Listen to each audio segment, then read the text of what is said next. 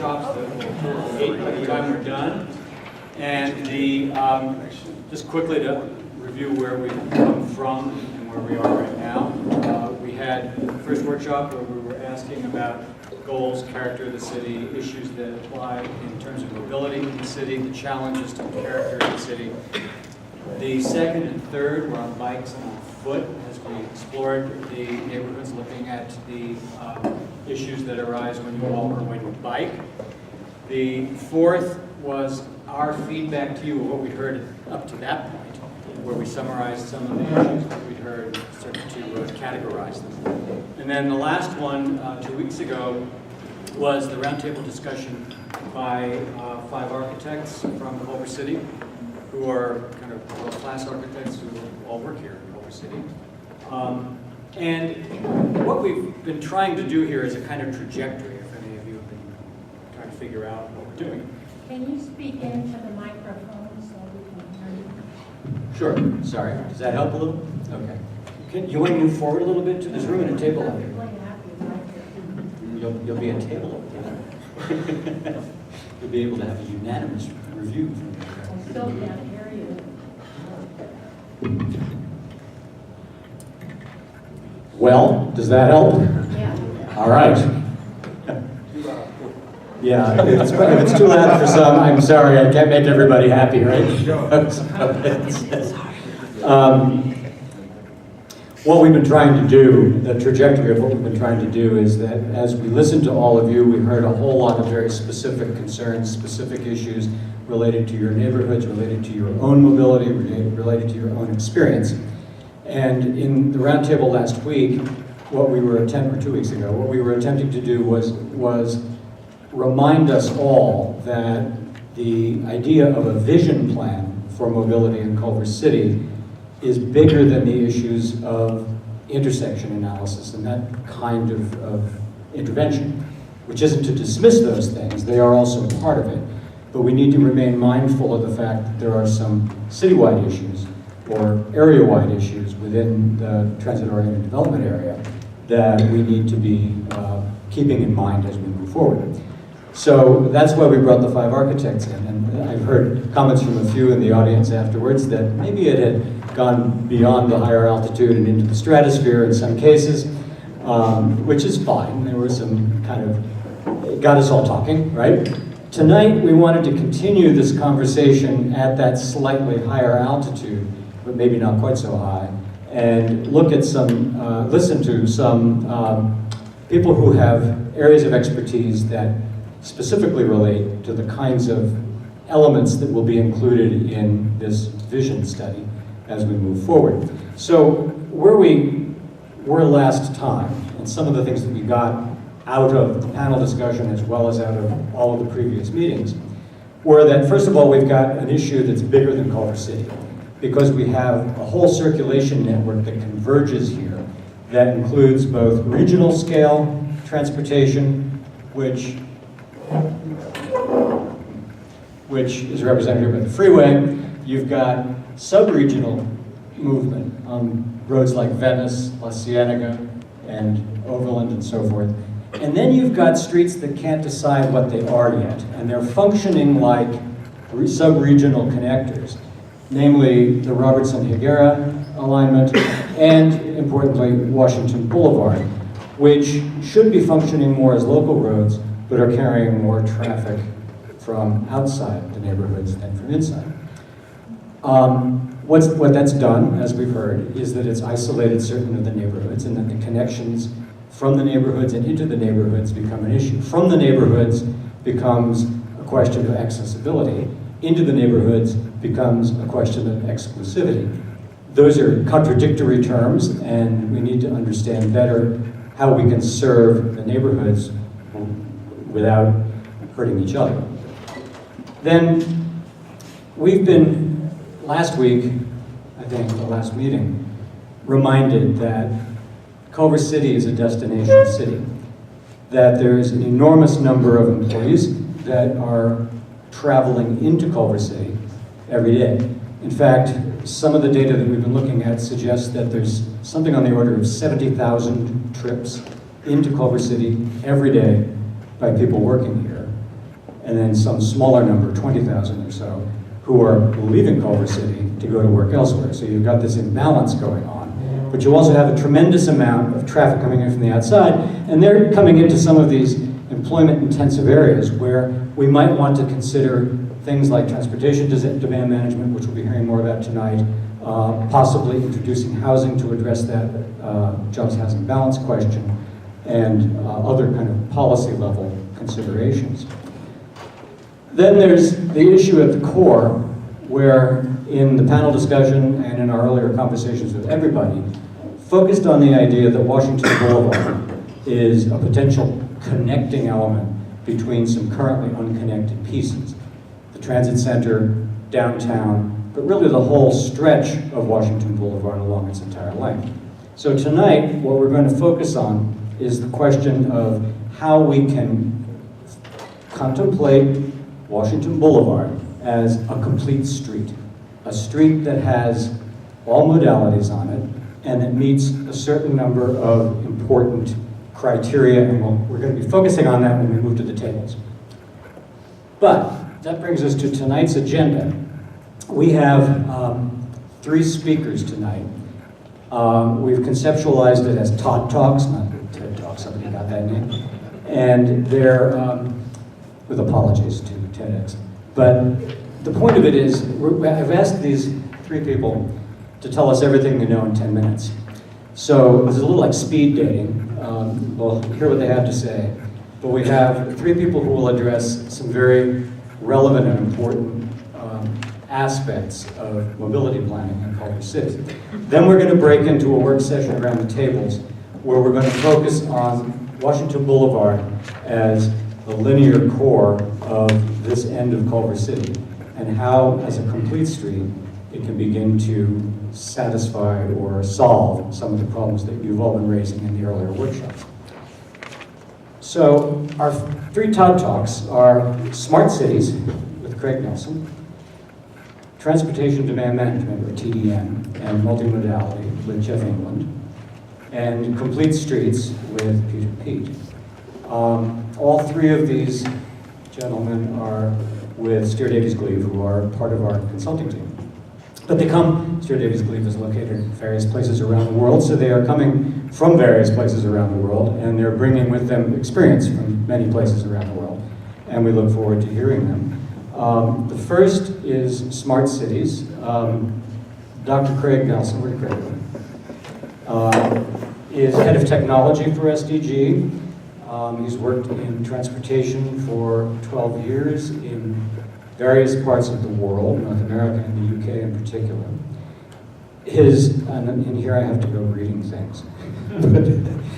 He specializes in the digitization of transportation and the potential impacts of emerging technologies on public agencies and the end users. And has in addition developed innovative technical projects including multimodal travel portal websites, open source data feeds including transit and traffic, interactive maps, and he's British of course, bespoke software development. So I'll let him explain what technology and mobility in the city is all about today. Thank you. Okay, so I arrived in Los Angeles on October the 14th, 2014, with 2 suitcases, 1 Airbnb booking, and 1 wife. I still have the wife and the suitcases. I wanted to live a car-free lifestyle. Now, I think I chose the wrong city, but I really hoped I chose the right city. My first day at the office, I was presented with this vision of a freeway crammed with traffic. And it convinced me that I really needed to stay away from driving in LA. I really, really didn't want to do that. So I decided to take transit. And the first time I took transit, I wondered where everyone had gone. This is Sunset and Vermont Station, Red Line, in Los Feliz, where I live. I was used to commuting in London, and this would be packed. This is peak hour, so where was everyone? Again, this was the platform. I had no idea. This was the craziest thing that ever happened to me. So I still use transit, but I was worried where everyone was. I've used other forms of transportation. I have a skateboard, and I don't have a horse, but I have tried horse. I haven't taken the horse to work yet. I love riding my bike. The opening of the Expo line opened up a whole bunch of possibilities to explore the city by bike. I must admit that I'm brave and that I do ride on the roads, but linking in with transit is extremely important for me. I don't need any technology from that apart from a bicycle, which is fantastic. I even took the train to Disneyland. Has anyone taken the train to Disneyland? No. And that was very interesting. Ah, there we go, one person in the back. But yeah, so you can accomplish exciting things. One of the things that drove me, and I just like to point out these aren't my nails, it's just a stock image. One of the things that allowed me to live a car-free lifestyle when I first arrived was the smartphone. And as you know, you can use your smartphone for a whole bunch of interesting things, including trip planning and paying for tickets and riding buses. So I'll put that out there, that the smartphone allowed me to kind of embark on my travels. This is the most interesting piece of graffiti I've ever seen in my life. This was on the Expo line, and I took it when I was riding my bike back from the beach. And I still wonder who did this and what they meant. But it just kind of outlined to me that there's huge gaps, okay, in transit here. And these aren't going to happen overnight. We're not going to see this, which is London's railway network, overnight, okay? So what do? I think that LA has the opportunity to bridge that gap with technology and complete streets and all the things we're talking about here. Making use of what you already have and enhancing it with new things. So LA effectively will become a smart city with smart travellers, such as myself, I like to think of. So what makes a city smart? When smart cities as a concept was first announced, it was all about technology and smart traffic lights and sensors. The user was not put in the middle of that equation. And I think that a smart city that is smart thinks about its end user first. We don't have this in the UK, the ability to put your bike on a bus. It understands how someone likes to travel. It solves a first mile, last mile problem. It isn't $1 million technology problem that needs solving. It's just fantastic, and I think it's a great idea. What we don't need are things that confuse us. Now, if anyone has seen this is the ticket machine when you arrive at San Francisco airport, when you're trying to buy a transit ticket, and it's the most, I mean, I have a PhD and I couldn't work it out. It's the most annoying thing with different brands and labels. This is what we need to avoid, technology for technology's sake. I think that a smart city provides access to options. It allows you to access new modes, existing modes, and where possible, join them together. So enabling to put you in touch with place.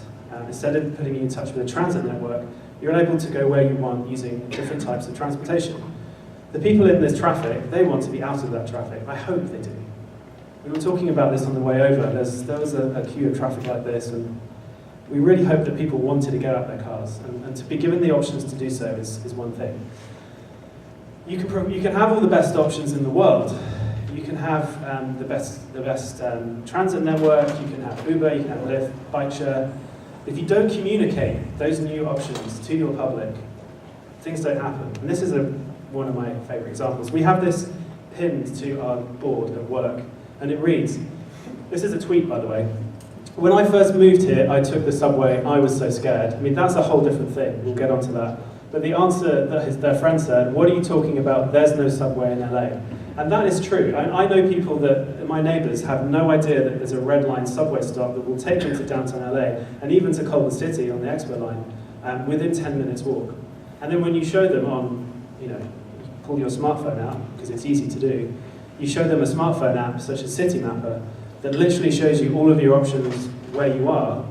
There's mind-blowing moments. And it takes some of those communications, and I think the Culver, as part of this, there is communications that let people know what options are available to them and how they use them and how much they cost.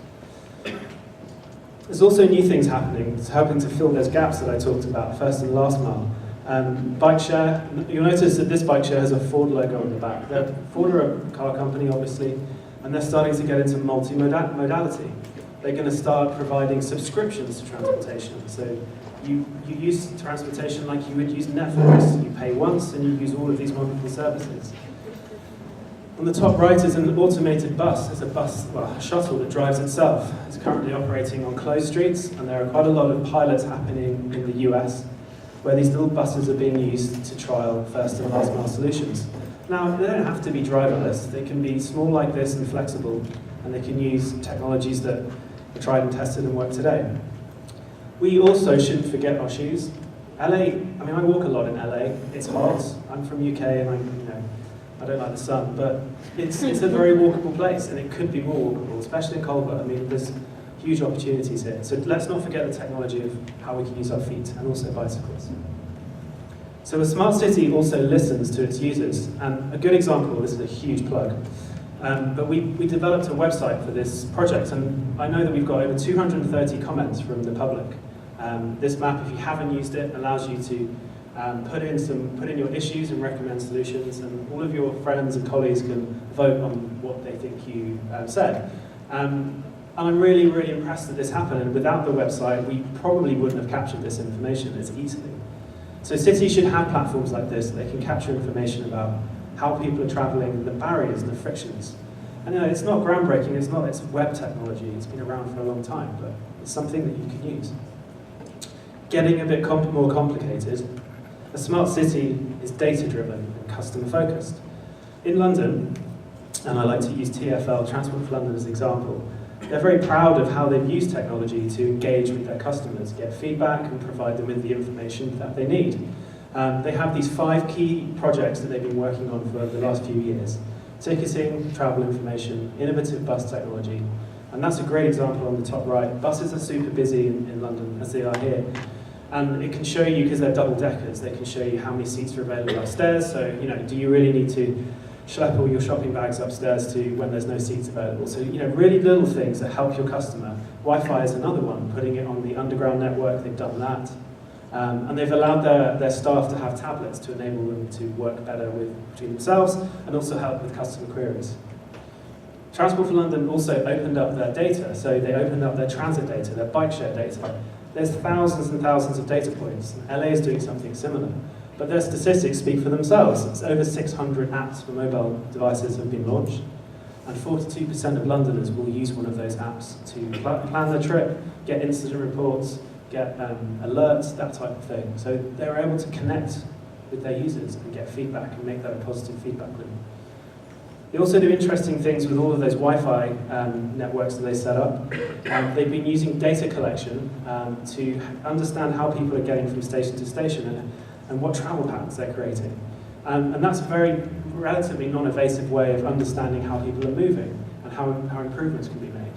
And they're looking to use it to improve customer information, operations, planning, and also where they should invest more money.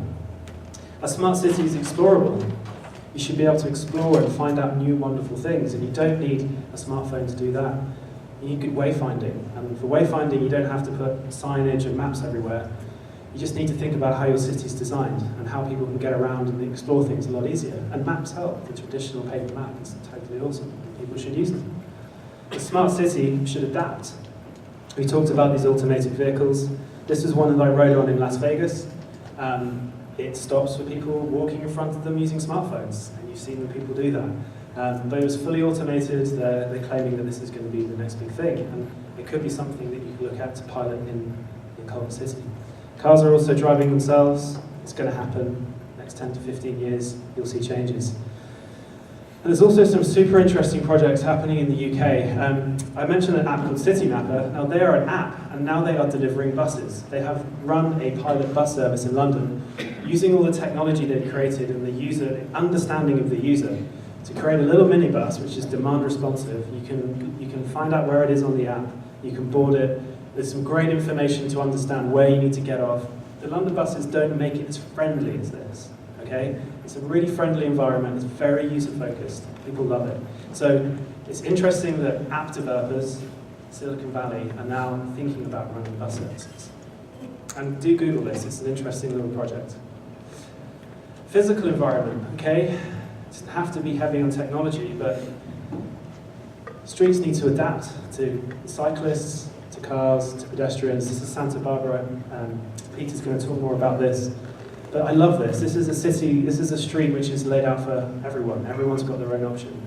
And as our behaviours change, these streets will need to adapt. Finally, I think a smart city has happy citizens. People are happy travellers. I think that people need to be more happy when they travel in LA, especially the car drivers. Okay, so the question is, am I still car free? And yes, I'm completely car free. This would be the car that I had if I wasn't car free. Still enjoy my bike, I ride in the mountains, I leave my car behind, all mainly without technology. So, thank you very much, and I will hand over to my colleague Jeff.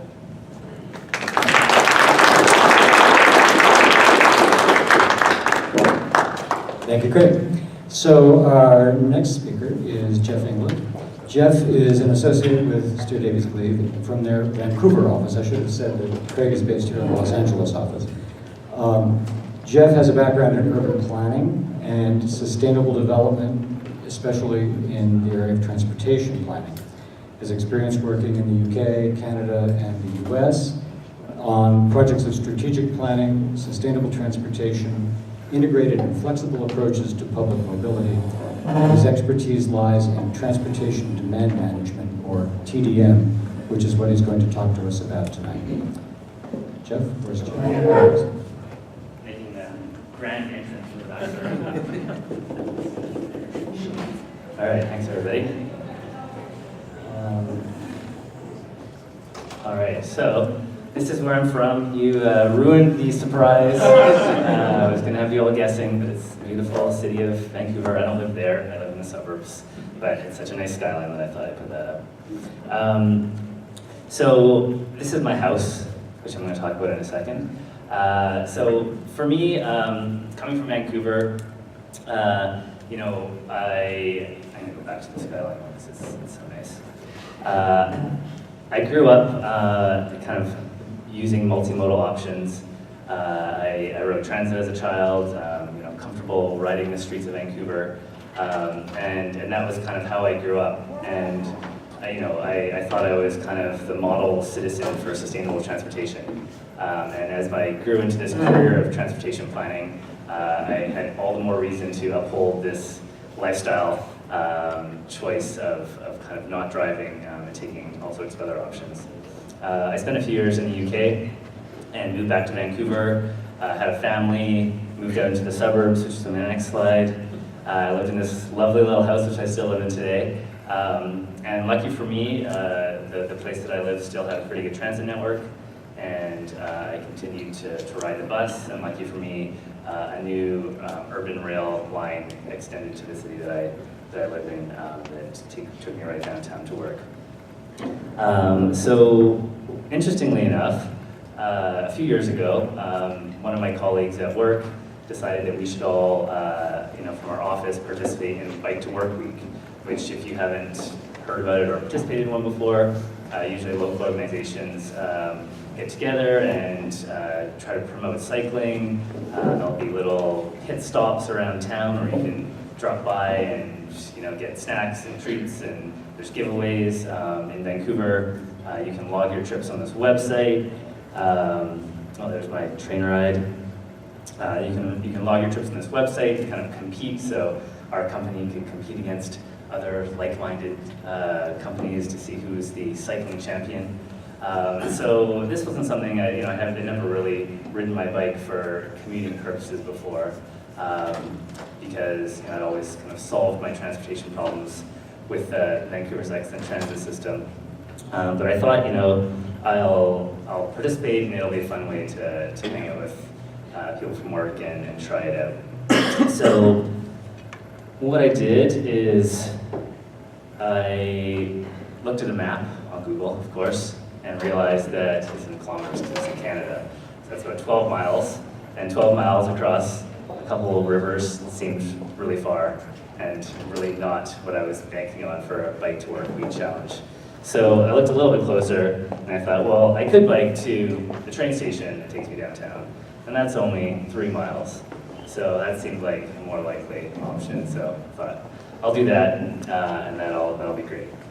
So I looked at my route, and what was interesting about this experience is that I totally learned something that I didn't really expect. This was my normal thing that I've been doing for the 3 years previous to this Bike to Work Week, which was walking to the bus stop, hopping on the bus, riding the bus through the neighborhoods to the station. And as you can see, it takes roughly 22 minutes, which I think is a bit optimistic given my average walking speed when it's raining with an umbrella, and getting there early because the bus is never on time. And then it drops me about 2 blocks from the station, so I gotta walk that little bit. So what I learned was that on my bike, it was actually about 10 minutes faster than taking the bus, which kind of blew my mind because I just hadn't even really thought about it before. So I kind of light bulb went off. There's me. There's a light bulb.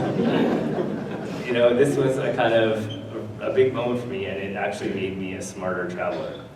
And when I lived in LA, this actually made a big difference for me because the bus stop that was near my house took a really long time for that bus route to get to work here. But my next step was, could I bike somewhere that would get me there faster? And a 2-mile bike ride in LA. I lived in Glendale. A 2-mile bike ride to the park and ride got me a bus downtown in almost half the time. So that was something that I'm going to be talking about. Craig kind of mentioned it, and this is my theme of being a smart traveler. So I'm going to segue into TDM with a quick explanation. So we'll go word for word here. Transportation, hopefully you all know what that is. How you get around. Demand, so how many people want to use different modes of transportation. Clearly a lot of people want to drive here in Culver City and in the LA region around us. And management, so that's really about when we have too much demand for a particular mode or in a particular area. What do we do with it? How do we manage when too many people want to drive in their car alone? What do we do when there's not enough demand for transit or for bike lanes? So TDM is about how we can manage and balance that demand across the transportation network by changing people's behavior. So could some of those people who are driving alone in their car take transit or use the bike lanes, and thus reducing the demand on the roads and increasing the demand on some of these underserved areas.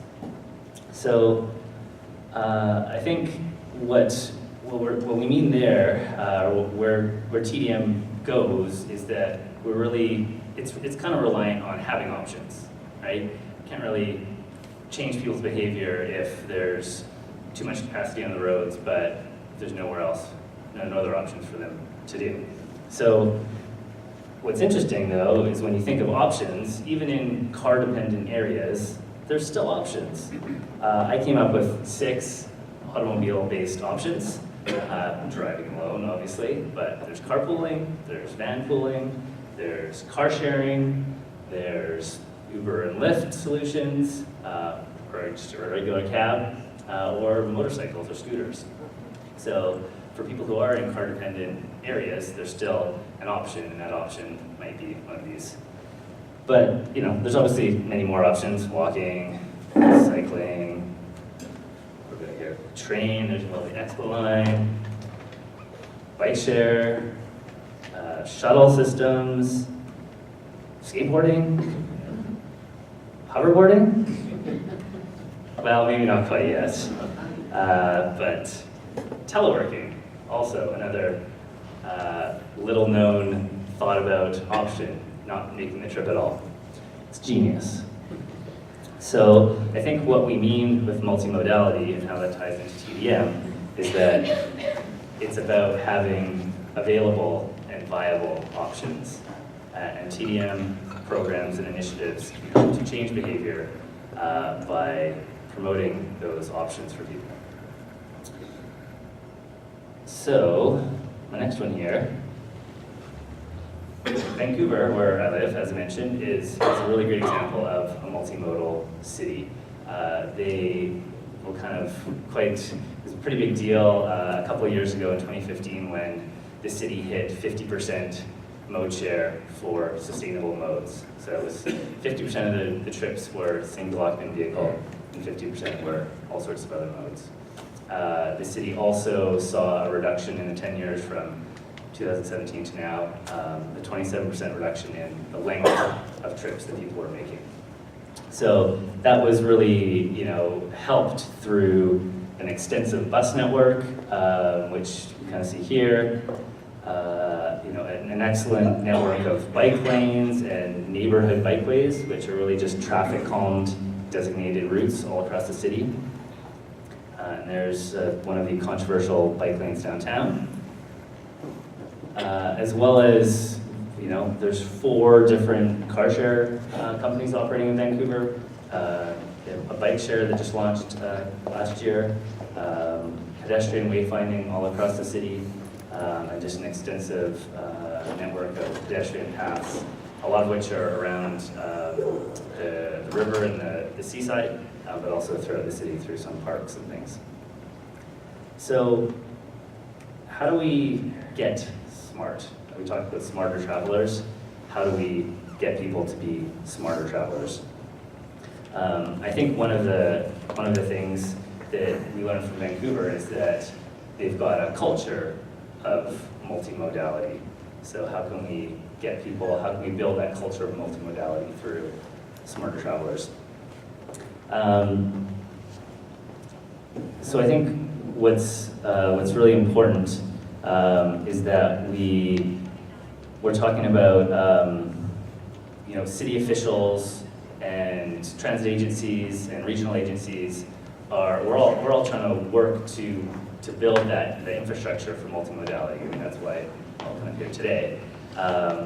And TDM initiatives are there and are available to raise awareness and sell the benefits of those different options when they arrive, if they're there already, to educate and to provide incentives for people to try those for the first time if they haven't tried it before.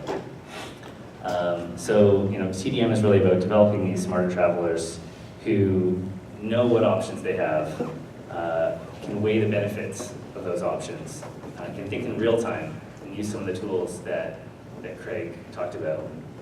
Are confident about using multiple modes in the same day or even in the same trip, and are really acting in a truly multimodal way. So, what are the TDM programs or measures or ideas? What can we use to help create these smarter travelers? So just down the road in Santa Monica, they launched a transportation management organization about a year ago. And this is really a division of the city that is working tirelessly to engage with businesses and to help them help their employees become smarter travelers through outreach, engagement, compliance with some of the city's codes that require trip reduction to different sites. And in the last 6 months, they've engaged with over 50 companies and provided information about the TMO to another 100. So that's really something that the city is pushing to really build that awareness and education for employees. Up in Seattle, a need-based outreach program called In Motion that tries to do a similar thing, talk to people, find out what their challenges are, and help them identify what options are available to them. I worked on a project a couple of years ago where we went door to door talking to individuals and talking about their frustrations with transportation, providing incentives such as bus passes or free bike tune-ups, maps, just to show them what other options are in their neighborhood. And after that 3-month program, we saw a 10% reduction in single occupant vehicle use amongst people who participated. Just down the 405 in San Diego, they launched a pilot program a couple years ago called Shift. And this is actually a construction outreach program that aims to not only give people the typical information that you hear when there's a big construction project, roads will be closed every week, watch out for extra congestion in this area, there'll be reduced lanes, but to also provide solutions for those folks.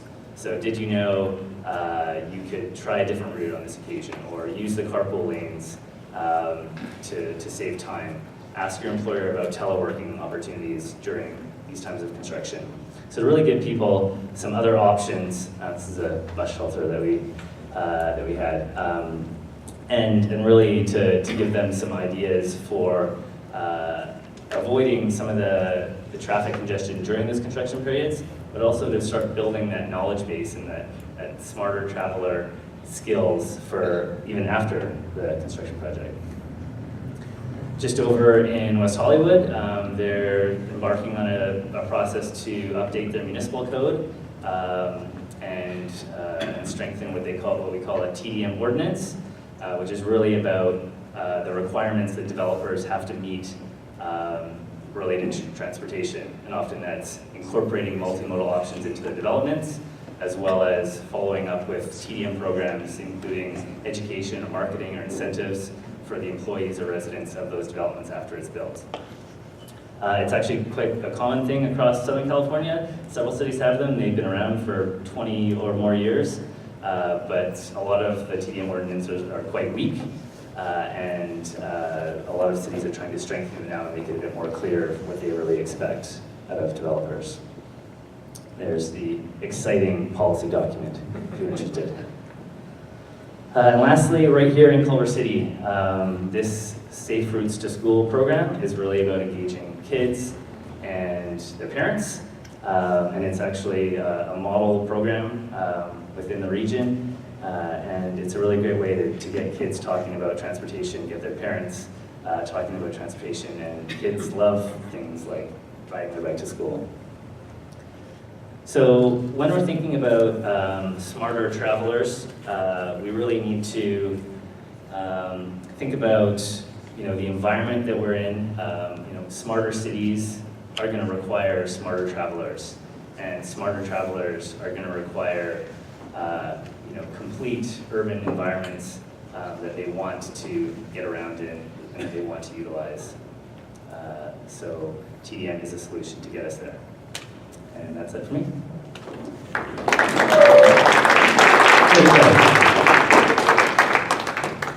So all of these multimodality things in a city that has rain and cold weather, we should be ashamed of ourselves. Next, we're going to hear from Peter.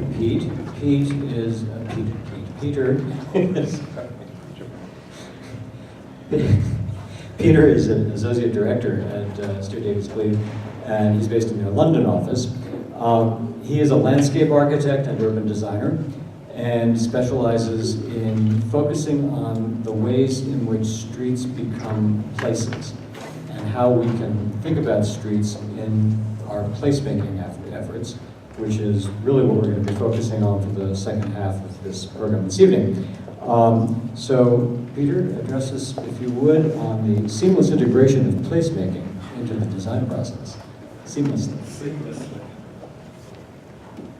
Okay, thank you. Well, it's great to be at this session tonight.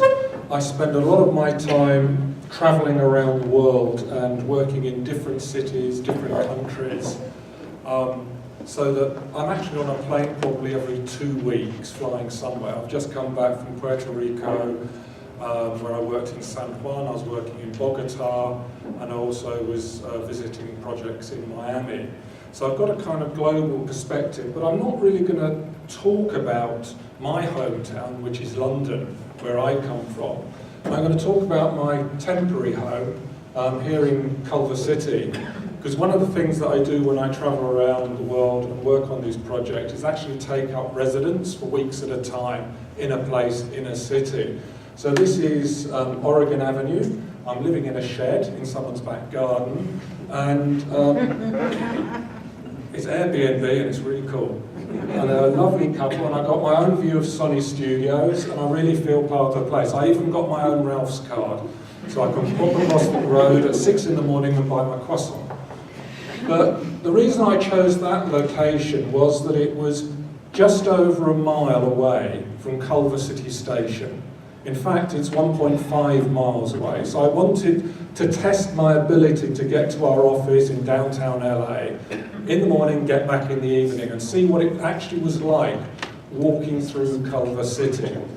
So I'm down in Sony Studios right down here, I think somewhere down here, and then Culver City Station is up here. So on a daily basis, I'll walk, and maybe not walk, to and from the station. And during that time, I found over the last week that, I found good places to visit, good places to stop off. New developments whereby the actual facades face onto the street. They've got an active frontage with cafes, with shops, with doors opening onto the streets. Little bits of history that you can find on walls or in the pavement where somebody's put up a plaque giving you information about Culver, about the life here, what's valuable about the place. Even coming back at night doesn't have to be a threatening experience. Sony Studios light their walls beautifully, and it's really, really nice.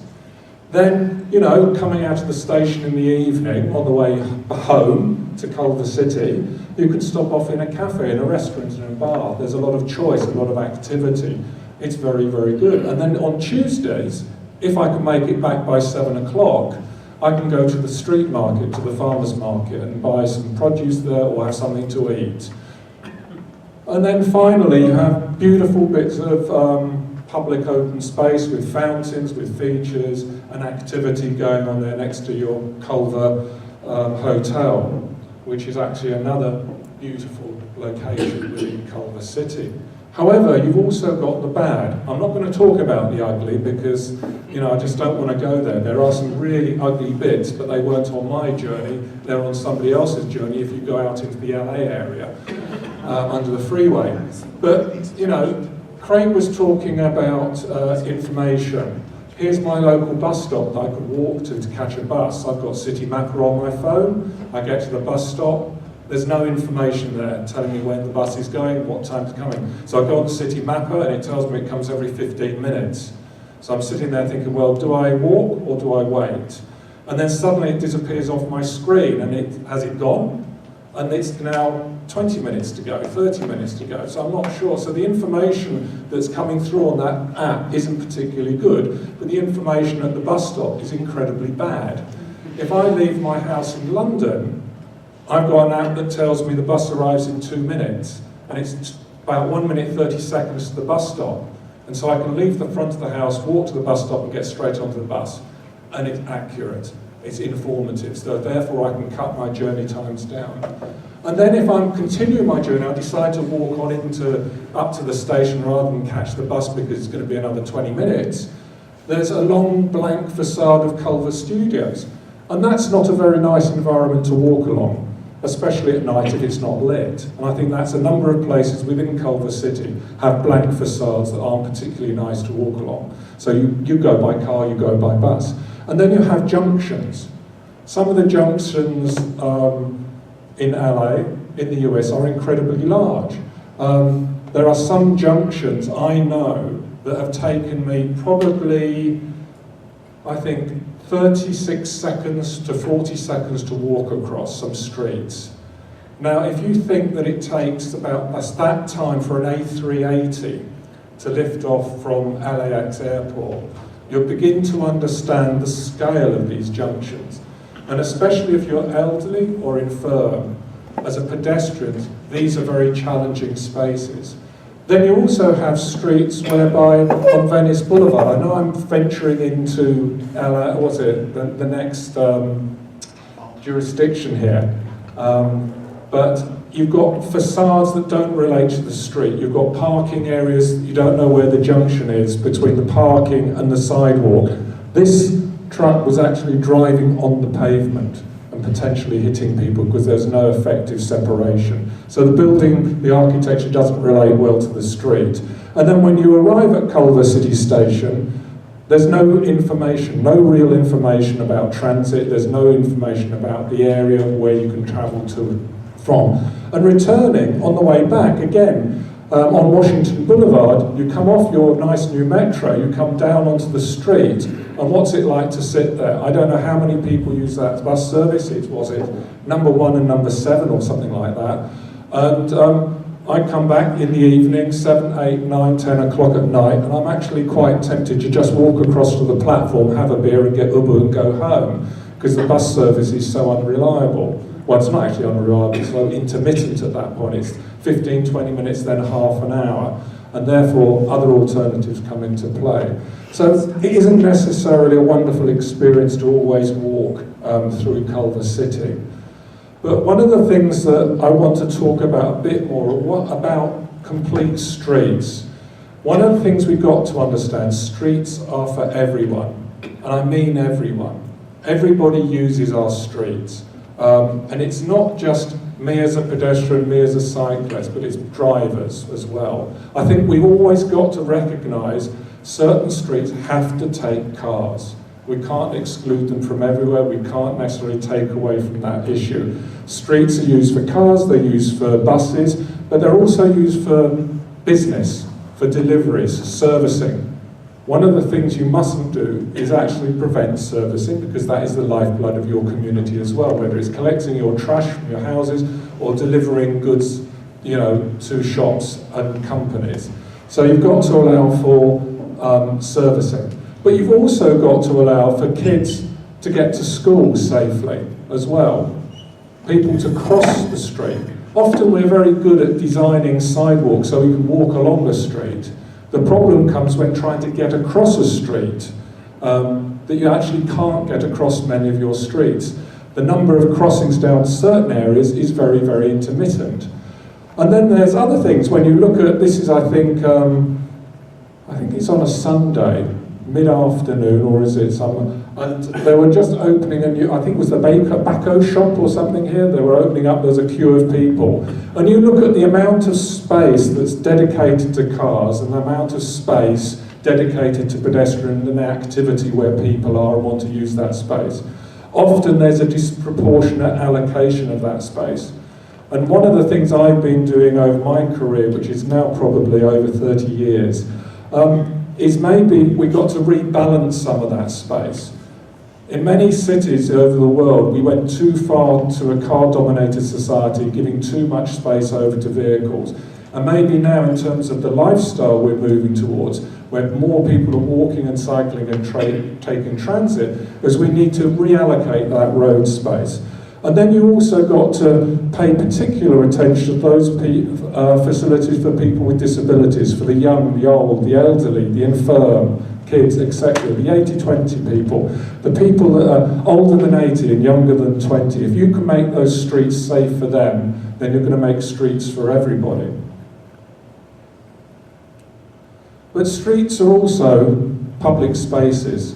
They're the lifeblood of community. This is where people actually interrelate with other people. And often the streets, you've got in Culver City, you've got fantastic potential to do something with your streets. Already it's beginning to happen outside certain developments, whereby outside the platform they've introduced tree planting, they've introduced seating, but they've also allowed space for pedestrians to walk through, and they're changing the whole character, whole nature of that street. There's also certain areas where streets are being closed off around the Culver Hotel, and that changes the whole character of that place, and those streets are now used in a different way. They're public open space where people can sit, eat, talk, etc.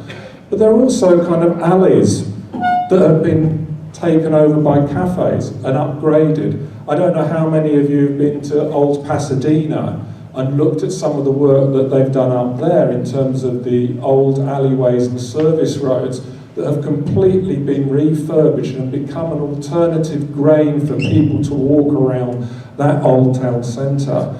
But also developers, when they're doing developments, they can actually provide public space that is accessible for people walking up and down the street. All space doesn't need to be locked away internal to that development. This is space that everybody can use.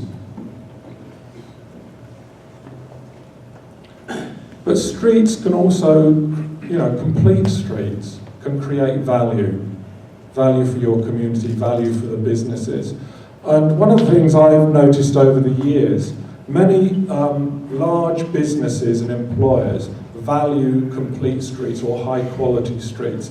In London, we have major estates who own large areas of London, and they're quite prepared to invest a lot of money into their streets because they understand that a high quality street will attract workers to their businesses. Because people want to, basically you and I all want to work in nice places. We actually want those areas to be accessible and safe and sound. Now, there's a big issue here about different types of communities, different aspirations. So, you know, Culver City is an area that has a lot of arts, the film industry, etc., attracting a labour pool into that area. And if you can get pedestrians walking on the street, walking to and from the business, walking to and from the downtown area, they have actually been shown to spend money in local businesses, and it helps the local economy. And this is going back to this street in Santa Barbara, where State Street, whereby they've actually balanced the street space, though it's a very easily walkable street. It's easy to cross with mid-block crossings. There's shade trees to shelter the people to make it a comfortable street. And there's also a trolley bus going up and down the street that can enable people that can't walk so far to actually travel the length of the street. And all of these things are interrelated and help that street become a successful place. Now, one thing you must realise is that you don't have to do all of these things on every street. They're not appropriate. You need to balance the priorities for streets on the streets that you have. Streets must be safe. And I think this is a big issue in Culver City. You know, walking around, some of the speeds, so actually when we were coming here today, we nearly saw an accident in downtown Culver City. Someone was trying to cross the road, the car driver didn't see them and nearly knocked them over on a crossing. And that probably happens all the time.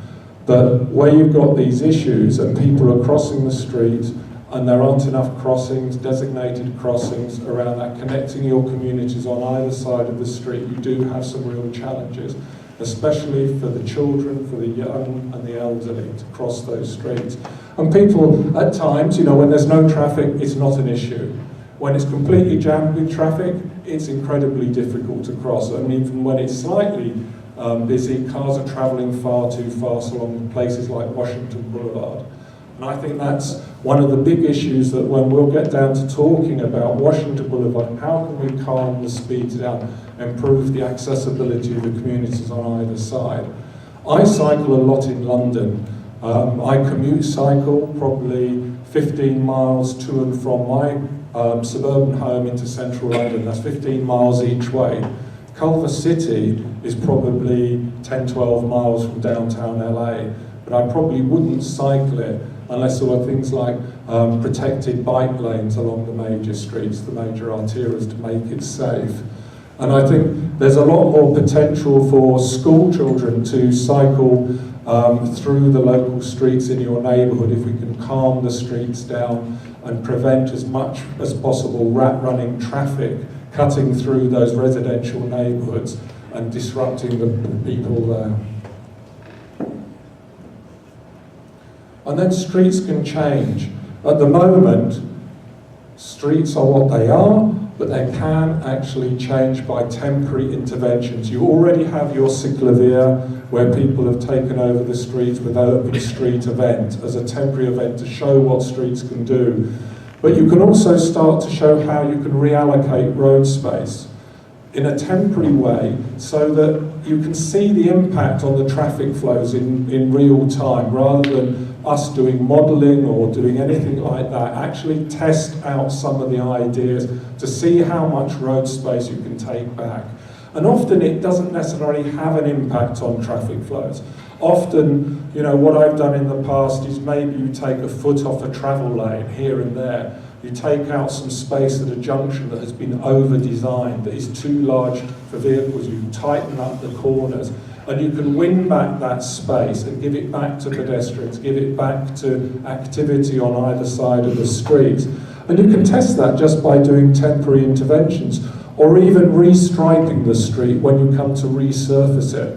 Because often if you restripe a street when you repave it, it doesn't cost you any more to do, but you can then start to maybe put in a bike lane and see how that works.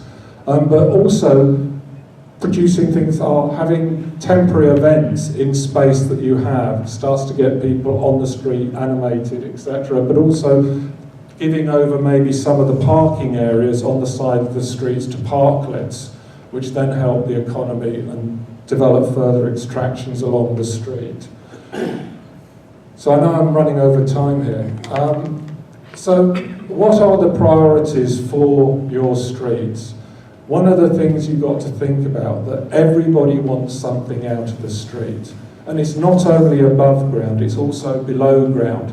When you think streets and vehicles and pedestrians and trees are just part of what you see, beneath that surface you have all your utilities, all your services that run beneath the street. So when you're designing your streets, you also have to think what's going on beneath the street to be able to achieve what you can. I've seen streetscape plans where there's a long line of beautiful trees along the sidewalk providing shade for the pedestrians, and then they come along and they realise that underneath the place they promised all those trees were utilities under the sidewalks or underneath the road, and you can't have those trees.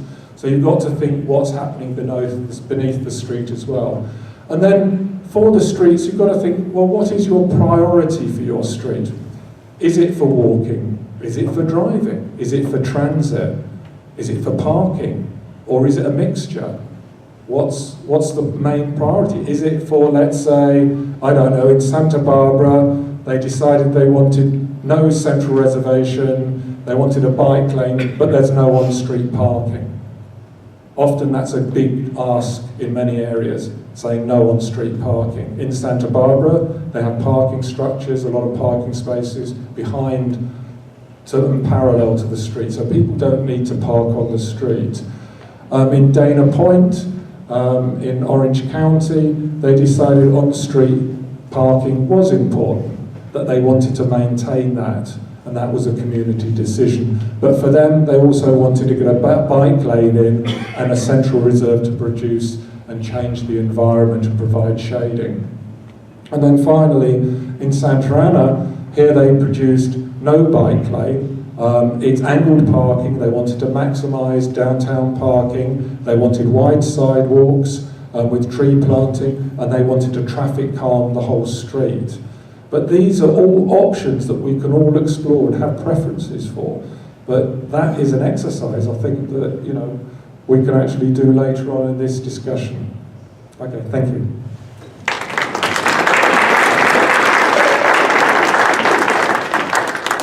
Thank you, Peter. Which is an excellent segue into exactly what we're going to do next. Couple of housekeeping questions. You know that the restrooms are on the other side of the lobby. We were asked, because of the film shoot that's going on here, that you can use the restroom, but don't proceed any farther beyond them, or you'll end up in a movie. There's, with the existing street sections shown in 4 different places, Washington Boulevard along that stretch I just described has different conditions along its length. So it's narrower at the westerly end. It has, I think, a 59-foot right-of-way, and it's wider at the easterly end. It's about 75 feet. So there's different ways in which we can play with those sections. If we're to conceive of this corridor as a coherent overall thing, we think we need to find ways that will work in both of those sections so that we have continuity along the stretch. So you'll see those existing conditions and sections and photographs that show where those sections were taken. Then, so these are some of those existing sections, and I'm not going to go into the details on it right now. You can see those on the boards. Then we're going to look at, I think we've got 9 or 10. I've lost count because we kept adding more. 9, is it now? I should introduce Andrea Pavia again. I think you've met him in previous workshops, but we've gone from LA to Vancouver to London. Andrea's from Rome. He's here now, but we have our international set. We've developed these 9 options, and they're different permutations and combinations of uses. And I'm going to describe the character of the lane uses as we go through all of these quickly here.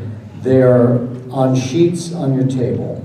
And when we break up and start discussing them, we would like you to go through them one at a time and just review them, comment on them. Select somebody at your table who will be your scribe and spokesperson at the end when we report back, if we have time, by the way.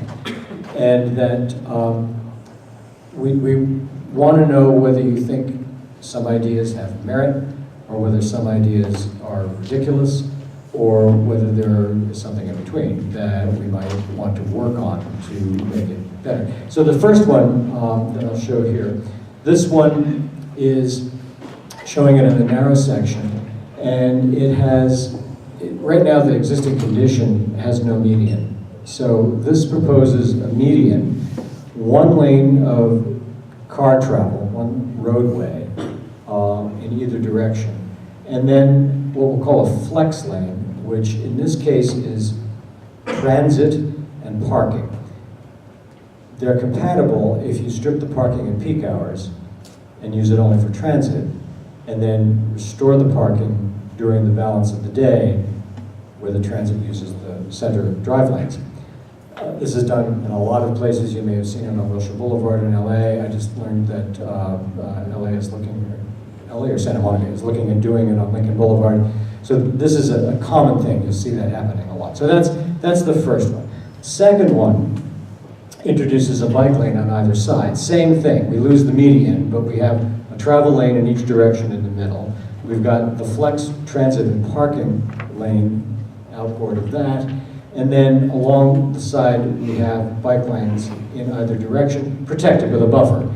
And depending on whether this is at the west end or the east end, there are different conditions, but the objective is to use the balance of the right-of-way where available to increase the width of the sidewalk so that you've got an improved pedestrian lane. A variation on that is related to the bike track, the downtown connector bike track that is currently in proposal and has been just preceded our effort. Timing got a little off on that, we wish we could have all worked together. But it's looking at a two-way bike track on one side of the street. Whether it's north side or the south side is a different question, but looking at it as an element in this complete street is the point to discuss.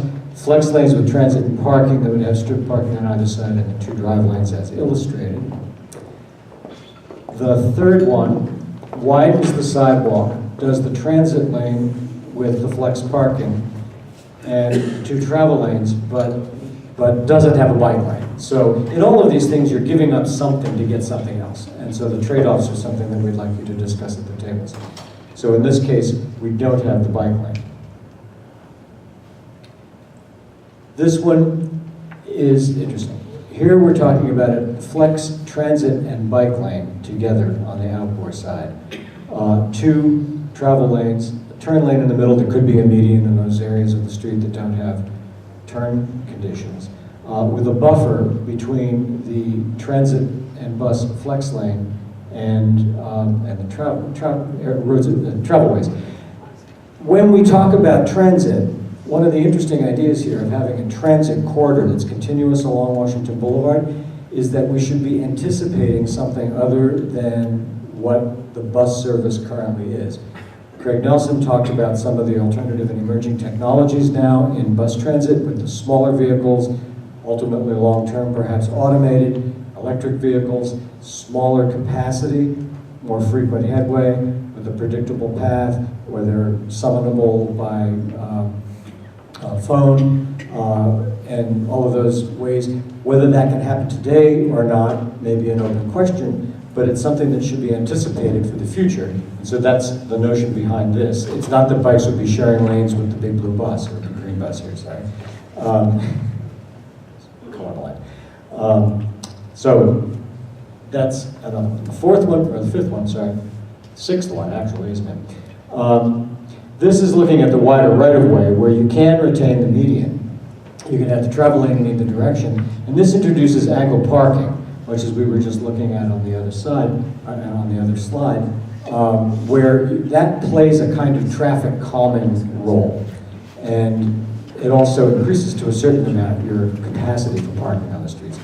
We don't have enough width in the right-of-way, even at the wider area, to get 45-degree parking, which gets you even more efficiency. This had to be 30-degree parking. but it does get you some increased capacity, and it does calm the road. It does not, in this example, have the bikeway. In this example, we have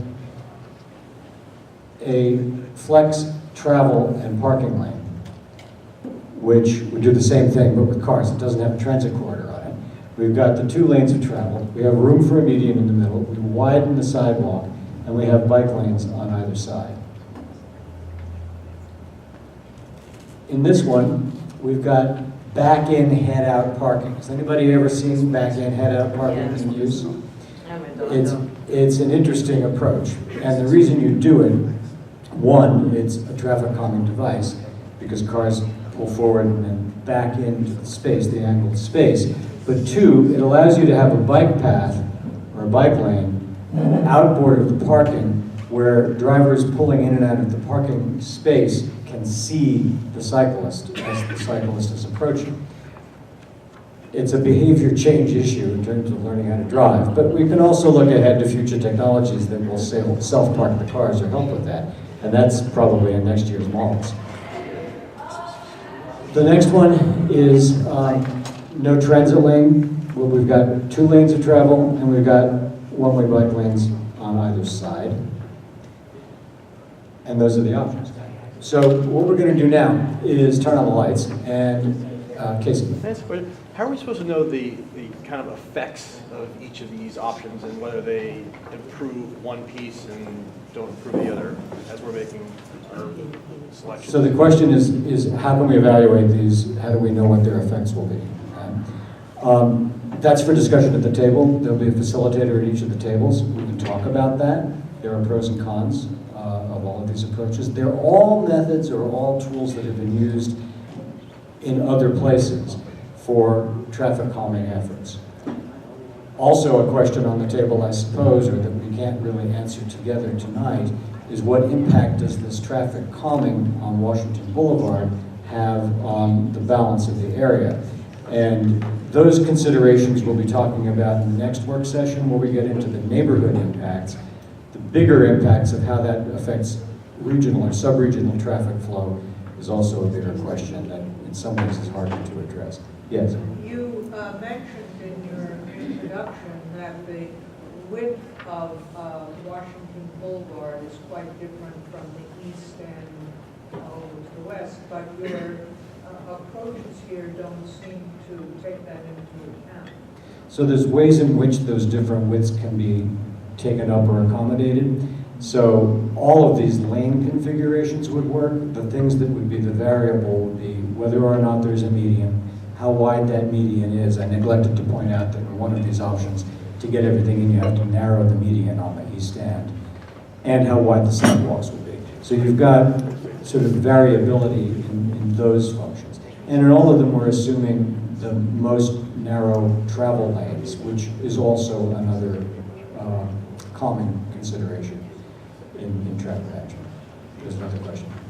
Yeah, the one thing that sticks in my mind actually is try to figure this out is an understanding of where the traffic is, particularly that cut-through traffic that was discussed at the last meeting here, where it's coming from and where it's going to, and what segments of those streets are serving what purpose, and what the goal is relative to the expo station to downtown. Is it supposed to only serve that segment, only supposed to serve from the expo station to downtown, or is it supposed to also serve those folks heading further west as well as onto Jefferson Boulevard? Yeah, that's a really good question, because we're seeing it as it's a multi-part question, actually. To address the last part first, we're seeing this as a continuous system. It may have variations in it as it hits different conditions along the way, but it's a continuous system. We haven't thought through fully how a transit corridor works there in terms of how it serves the area. There would have to be a kind of loop at some point. But as we, actually I should pull up the graphic that we had earlier on. I can't find it. I can't find my mouse on the screen. It's abstract. that Washington corridor? Into the future.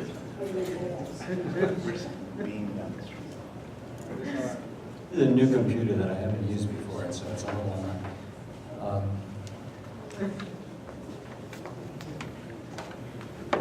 there, that's what I was looking for. I don't know whether this is clearer than the window you just looked at a second ago or not. The blue line here is indicative of a transit corridor of some kind. And we see that we're not sure how exactly that might work, but the transit connection, and for that matter, the same thing could apply to bikes. We're thinking of it somewhat as a system of spokes that would be connected in loops with the transit center in this downtown area here kind of as the core.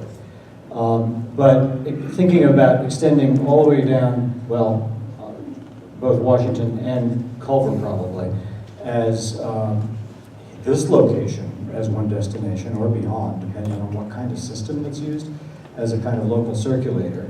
One that might loop and serve the Sony employees, one that might loop and serve the Hayden Tract and that whole industrial area employment center, in order to connect everybody to the transit center, for one thing, to make that easier, but also to downtown. So there's that. Where's the traffic coming from? Traffic's coming from outside. And we've talked about the wall before, but we don't think Garcetti's willing to pay for it, so we're going to not go there. And the whole question of diversion is a good one, because as we plug up Washington Boulevard as a conduit, that traffic is going to be diverted by habit change somewhere else. What the full impacts of that are is a question that we'll be addressing, but it's not one that we can answer tonight. We're working on the assumption that we want Washington Boulevard, or that we've heard you all say that you want Washington Boulevard to be a local street, or a more local street. And that it's about, at the panel discussion 2 weeks ago, several of the speakers said, it may not be about downtown in Culver City. It may be that it's really about a spine that runs through the city, at least on its east end, that is a way in which you can reduce trips to cars if you've got services on that street. So you're not having to think about getting in your car, going on Washington, driving down Washington, parking in downtown at Trader Joe's or something. But you might walk up the street, and there on Washington Boulevard, 3 blocks away, is a grocery store or someplace that you can take care of your business, so that it is local. And to make it local, you've got to slow the traffic down, and we need to reduce the volumes. And slowing the traffic down, the premise is, will reduce the volumes. Yeah. There was one option that I didn't see up there that, I don't know if you're familiar with 4th Street in Santa Monica between Pico and Ocean Park. What they did was they made the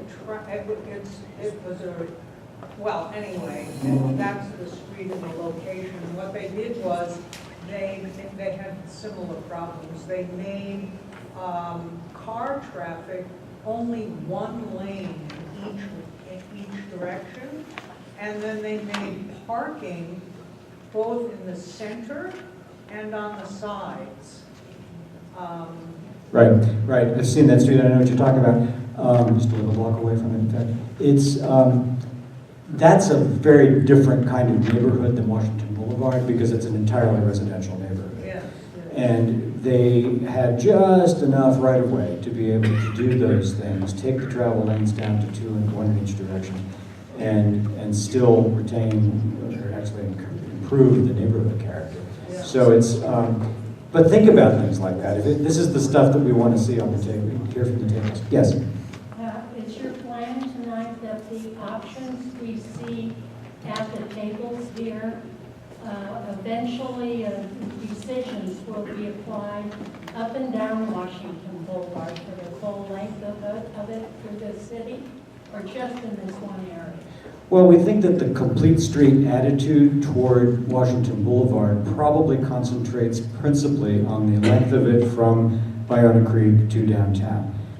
As Peter said in his talk, a complete street can still be a complete street, but different priorities can be addressed along different pieces of it, or on different blocks, or in different areas.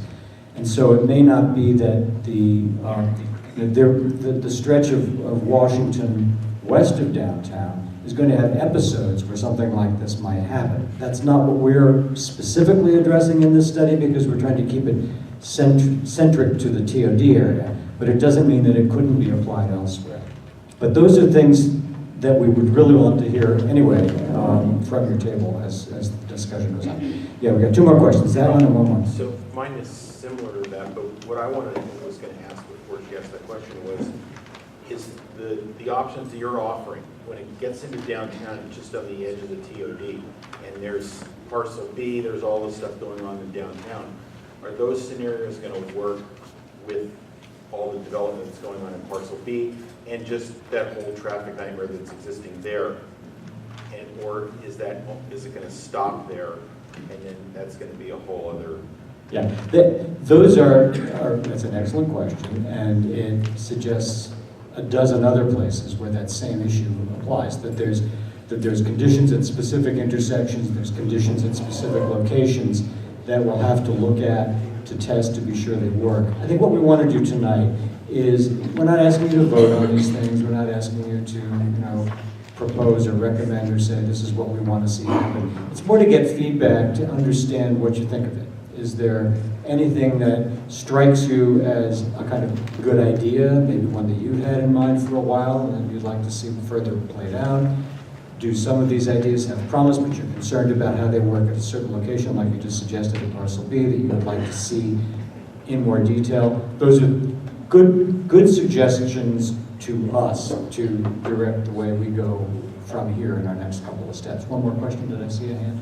Did I see one?